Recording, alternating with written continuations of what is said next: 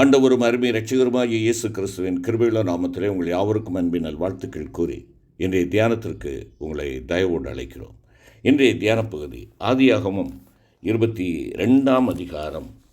ஆதியாகமம் 22 அதிகாரம் 1 முதல் 14 வசனங்கள். ஆதியாகமம் 22 1 முதல் 14. தியான வசனம் அப்போஸ்தலர் நடபடிகள் 13 அதிகாரம் 48 வசனத்தின் பின்பகுதி. அப்போஸ்தலர் 13:48 பின்பகுதி. நித்திய ஜீவனுக்கு நியமிக்கப்பட்டவர்கள் எவர்களோ அவர்கள் விசுவாசித்தார்கள். நித்திய ஜீவனுக்கு நியமிக்கப்பட்டவர்கள் எவர்களோ அவர்கள் விசுவாசித்தார்கள். தொண்டனாகிய பவுலும் அவருடைய தோழனாகிய பர்னபாவும் அந்தியோகியாவில் செய்த ஊழியம் மிகவும் பாராட்டுதற்குரியது, குறிப்பிடத்தக்கது. ஜெபாலய தலைவனின் அனுமதியின் பேரில் பரிசுத்த பவுல் அவன் கூடியுள்ள மக்களுக்கு போதித்தார். அருமை இரட்சகரை உயிரோடு எழுந்தவராக விவரிக்கிறார். பின்பு, அசட்டைக்காரரே பாருங்கள், பிரமித்து அழிந்து போங்கள், உங்கள் நாட்களில் ஒரு கிரியையை நான் நடப்பிப்பேன். ஒருவன் அதை உங்களுக்கு விவரித்து சொன்னாலும் நீங்கள் விசுவாசிக்க மாட்டீர்கள் என்று சொல்லியிருக்கிறபடி உங்களுக்கு நேரிடாதபடிக்கு எச்சரிக்கையாயிருங்கள் என்று ஒரு எச்சரிப்போடு கூறி முடிக்கிறார். அதனுடைய விளைவு என்ன? நித்திய ஜீவனுக்கு நியமிக்கப்பட்டவர்கள் எவர்களோ அவர்கள் விசுவாசித்தார்கள் என்பதாக இங்கே வசனம் சொல்லுகிறது. நித்திய ஜீவனுக்கென்று நியமிக்கப்பட்டவர்கள் எவர்களோ அவர்கள் விசுவாசித்தார்கள். இதைத்தான் எபிரேயாக்கியம் குறிப்பிடுகின்றதான வேளையிலே விசுவாசமானது நம்பப்படுகிறவைகளின் உறுதியும் காணப்படாதவைகளின் நிச்சயமாய் இருக்கிறது என்பதாக விவரிக்கிறார். பரிசுத்த வேதாகமத்திலே ஆதியாகமத்திலே ஆபிரகாமை குறித்து நாம் வாசிக்கின்ற பொழுது, ஆபிரகாம் கர்த்தரை விசுவாசித்தான், அதை அவர் அவனுக்கு நீதியாக எண்ணினார் என்பதாக நாம் பார்க்கின்றோம். இங்கே ஆபிரகாமுடைய விசுவாசம் என்று சொல்லுகின்ற பொழுது, குழந்தை இல்லாத வேளையிலே குழந்தையை கொடுத்ததை மாத்திரம் நாம் முதன்மைப்படுத்துகிறவர்களாக அல்ல, தேவனுடைய அழைப்புக்கு விசுவாசத்தோடு முதலாவதாக அவன் கடந்து சென்றான். விசுவாச வீரர்களின் பட்டியலிலே நாம் அதை பார்க்கின்றோம். ஆண்டவருடைய அழைப்புக்கு இணங்கி, நான் போகிற தேசம் எது என்று தெரியாது, எந்த திசையில் போக வேண்டும், எந்த பாதையில் செல்ல வேண்டும் தெரியாது, எல்லாவற்றுக்கும் 100% ஆண்டவருடைய கரத்திலே வழிநடத்தப்படும்படியாக ஒப்புக் கொடுக்கிறார். அதுதான் விசுவாசத்தின் ஆரம்பம். ஆண்டவருடைய வார்த்தைக்கு இணங்கி ஆமென் என்றும் பதில் கொடுத்து அவர் காண்பிக்கிற தேசத்திற்கு அவர் செல்லுகிறார். அவனுடைய விசுவாசத்தை பார்க்கிறோம். நாடு இல்லை, இருந்த நாட்டை விட்டு செல்லுகிறார். ஒருவேளை தனக்கு இருந்து உதவி செய்வதற்கு ஆட்கள் அங்கே யாரும் இருப்பார்களா தெரியாது, தன்னை ஏற்றுக்கொள்வார்களா தெரியாது. அப்படிப்பட்ட ஒரு சூழ்நிலையிலே அவன் செல்லுகிறான். அங்கு சென்றது மாத்திரமல்ல, அதற்கப்புறமாகத்தான் நாம் பார்க்கிறோம், அவன் குழந்தையற்றவனாக இருக்கிறான். ஆனால் விசுவாசித்தான், ஆண்டவர் அதை நீதியாக அவனுக்கு எண்ணினார் என்பதாக பார்க்கிறோம். ஆபிரகாம் 100 வயது உள்ளவனாக இருந்தான், முதிர்ந்த வயதுள்ளவன். ஆபிரகாமுடைய மனைவியாகிய சாராய்க்கு பிள்ளை இல்லாதிருந்தது. ஸ்திரீகளுக்குள்ள வழிபாடு சாராளுக்கு நின்று போயிற்று என்பதாக பார்க்கிறோம். ஆகையால் சாராய் தன்னுடைய உள்ளத்திலே நகைக்கிறாள், நான் கிழவியும் என் ஆண்டவன் முதிர்ந்த வயதுள்ளவருமான பின்பு எனக்கு இன்பம் உண்டாயிருக்குமோ என்றாள். இப்படிப்பட்ட வித்தியாசமான சூழ்நிலையில்தான் ஆண்டவர் சொல்லுகிறார், உன் மனைவியாகிய சாராய்க்கு ஒரு குமாரன் இருப்பான் என்று. இந்த திவ்ய வாக்கு அவனுக்கு கொடுக்கப்பட்டது. அது மாத்திரமல்ல, நீ வானத்தை அண்ணாந்து பார், நட்சத்திரங்களை எண்ண உன்னால் கூடுமானால் அவைகளை எண்ணு, உன் சந்ததி விதமாயிருக்கும் என்றார். என்னை கேட்டுக்கொண்டிருக்கிற என் அருமையான சகோதரனே சகோதரி, அன்பான கர்த்தருடைய பிள்ளைகளே, தேவன் சொல்ல ஆகும், அவர் கட்டளையிட நிற்கும். இதுதான் வேதம் நமக்கு கற்றுக் கொடுக்கிற சத்தியம். விசுவாசித்தான்.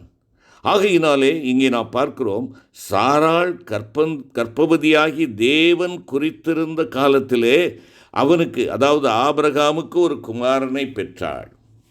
அப்பொழுது ஆபிரகாம் தனக்கு சாராய் பெற்ற குமாரனுக்கு ஈசாக்கு என்று பெயரிட்டார். பிள்ளையில்லாத குடும்பங்களே ஆண்டவர் ஆசீர்வதிக்கிறார். என்னை கேட்டுக்கொண்டிருக்கிற அருமையான சகோதர சகோதரிகளே, ஆண்டவர் உங்களுக்கு ஜெபிக்கும் பாரத்தை கொடுத்திருப்பார் என்றால், குழந்தைகள் இல்லாத பிள்ளைகளுக்காக நீங்கள் ஜெபிக்கும்படியாய் கேட்கிறேன். குழந்தைகள் இல்லாத பெற்றோருக்காக நீங்கள் ஜெபியுங்கள். மனமடிவாகி விடாதபடி, வேதனையான வார்த்தைகள் அவர்களுக்கு எதிராக சொல்லப்படாதபடி, ஆண்டவர் அவர்களுடைய அந்த கனியற்ற வாழ்விலே ஒரு கனியை கொடுக்கும்படியாக ஜெபிக்க வேண்டும் என்பதை ஆண்டவர் இந்த நாளிலே நமக்கு நினைவூட்டுகிறார். குழந்தை பாக்கியமில்லாதவர்களுக்காக ஜெபிப்போம். இங்கே பிள்ளை இல்லாத இந்த மலடி என்ற வார்த்தைக்கு சொந்தக்காரியாயிருந்த சாராள் இப்பொழுது என்ன செய்கிறாள்? ஆசீர்வதிக்கப்பட்டவளாய் காணப்படுகிறாள். பிரியமான கர்த்தருடைய பிள்ளைகளை, எனவே தான் விசுவாசித்தவளே பாக்கியவதி, கர்த்தராலே அவளுக்கு சொல்லப்பட்டவைகள் நிறைவேறும் என்பதாக லூக்காவிலே நாம் வாசிக்கிறோம். ஆக ஆபிரகாமுடைய விசுவாசம் தேவனை கனப்படுத்தக்கூடியதாக இருந்தது. இந்த கிருபையின் காலங்களில் நம்முடைய விசுவாசம் எதை சார்ந்ததாக இருக்கிறது? எதன் மேலே நம்முடைய விசுவாசம் இருக்கிறது? கிறிஸ்துவின் பேரிலா? கிறிஸ்து அருளும் கொடைகள் அல்லது கிறிஸ்து அருளும் ஆசீர்வாதங்களிலே இருக்கிறதா? கிறிஸ்துவை தங்களுடைய விசுவாச தகப்பனாக நீங்களும் நானும் நம்முடைய வாழ்க்கையிலே ஏற்றுக்கொண்டிருக்கிறோமா? ஆபிரகாமுடைய வாழ்க்கையில் கற்றுக்கொள்ள வேண்டிய பெரிதொரு காரியமும் உண்டு. 22ஆம் அதிகாரம் ஆதியாகமத்திலே நாம் அதைத்தான் வாசிக்கிறோம். இங்கேயும் அவனுடைய விசுவாசத்தை குறித்து நாம் பார்க்கிறோம். ஒரே ஒரு குமாரனை கொடுத்தார், ஏக புதல்வர். அந்த பிள்ளையை வளர்க்கின்ற பொழுது எவ்வளவு மகிழ்ச்சியோடு சாராளும் ஆபிரகாமும் நடந்திருப்பார்கள் என்பதை நீங்கள் எண்ணி பார்க்க வேண்டும்.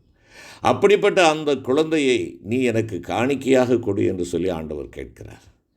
என்னுடைய வேலைக்கு நீ கொடு என்று சொல்லி கேட்டால் மனமோந்து நாம் ஒரு வேலை கொடுக்க ஆசைப்பட்டு வருவோம். ஆனால் நீ எனக்கு பலியீடு, தகன பலியீடு என்பதாக சொல்லுகிறார். நீ உன்னுடைய குமாரனை நீ அழைத்து வந்து நீ என்ன செய்ய வேண்டும்? நான் காண்பிக்கும் மலைகள் ஒன்றின் மேல் அவனை தகன பலியாக பலியிடு. தகன பலி முழுமையுமாய் சுட்டெரிக்கப்படும்படியாக நீ ஒப்புக்கொடு என்று சொல்லுகிறார். பிரியமான கர்த்தருடைய பிள்ளைகளே, விசுவாசத்திற்கு ஏற்படக்கூடிய சோதனையா?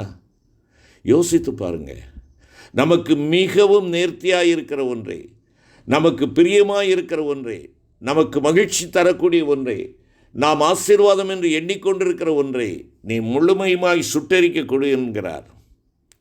எந்த மாறுத்தரவும் சொல்லவில்லை. ஆண்டவரே, நானா குழந்தையை கேட்டேன்? நீர் தானே எனக்கு குழந்தையை கொடுத்தீர். ஏன் இப்போ என்னை சோதிக்கிறீர்? ஏன் எனக்கு இந்த பிரச்சனை? ஏன் எங்கள் தலையில் இடி மேலே இடி விழுது? ஒரு வார்த்தை அவனுடைய வாயிலிருந்து வரவில்லை. மாறாக பிள்ளையை அழைத்து கொண்டு, வேலைக்காரர்களையும் அழைத்து கொண்டு ஆண்டவர் காண்பிக்கின்ற மலைக்கு செல்லுகிறார். ஆண்டவர் காண்பிக்கின்ற மலைக்கு செல்லுகிறார். அங்கே சென்றவுடனே அங்கே நீங்கள் பார்ப்பீர்கள் என்றால் 22ஆம் அதிகாரம்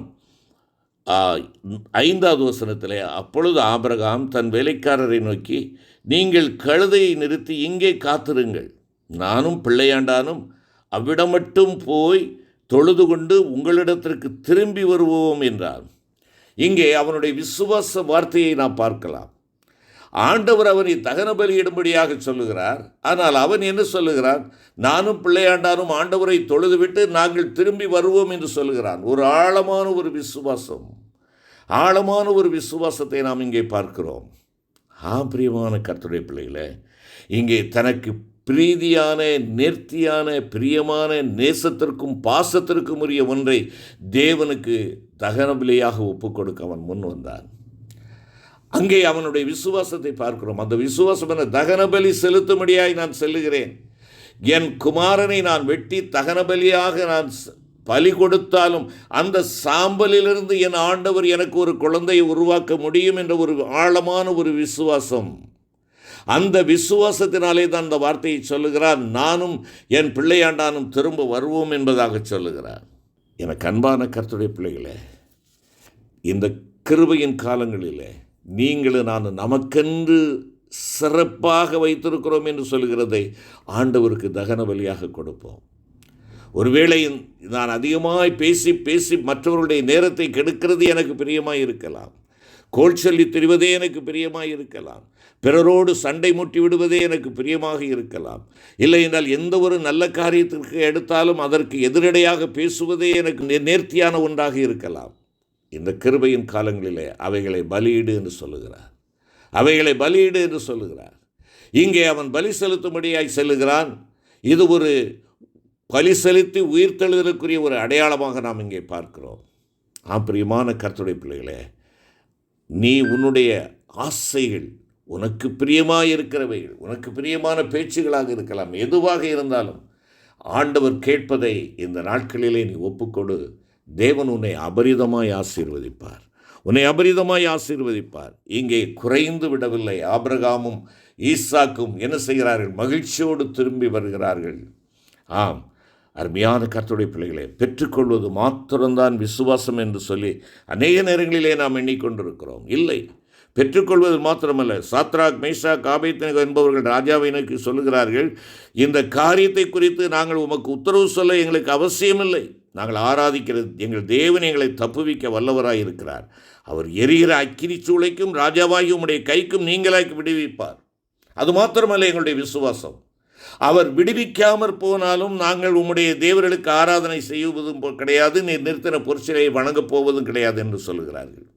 இன்று நாம் என்ன எண்ணிக்கொண்டிருக்கிறோம்? சுகவீனத்திலே சுகம் கிடைக்க வேண்டும், பலவீனத்திலே பலன் கிடைக்க வேண்டும், அருமையானவர்கள் நம்மை விட்டு பிரிந்து செல்லக்கூடாது, ஒன்றும் குறைபடக்கூடாது, எல்லாம் நிறைவாய் திகழ வேண்டும் என்ற அதுதான் விசுவாசம் என்று நாம் எண்ணிக்கொண்டிருக்கிறோம். அல்ல, சுகவீனத்திலே இயேசுவே என்னுடைய சுகம், பலவீனத்திலே ஆண்டவராக இயேசுவே என் பலன், அருமையானவர்கள் எங்களை விட்டு பிரிந்து செல்லையில் இயேசுவே எங்களுக்கு ஆறுதல் என்பது விசுவாசமாக இருக்கட்டும் என்ற அடிப்படையிலே நாம் தேவனுடைய சமூகத்திலே கெட்டி சேருவோம். அன்பின் ஆண்டவரே, உம்மை உறுதியாய் பற்றி கொண்ட மனதையுடையவன் உம்மையே நம்பியிருக்கிறபடியால் நீர் அவனை பூரண சமாதானத்தோடு காத்துக்கொள்வீர் என்ற உம்முடைய வாக்கை நம்பி நாங்கள் உம்முடைய பாதத்தில் எங்களை அர்ப்பணிக்கிறோம். நித்திய ஜீவனுக்கு நியமிக்கப்பட்டவர்களாக நாங்கள் எப்பொழுதும் உம்மை விசுவாசத்திலே பற்றிக்கொள்ள நீர் எங்களுக்கு உதவி செய்யும். மீட்பர் இயேசுவின் மூலம் வேண்டிக் கொள்கிறோம் பிதாவே, ஆமென்.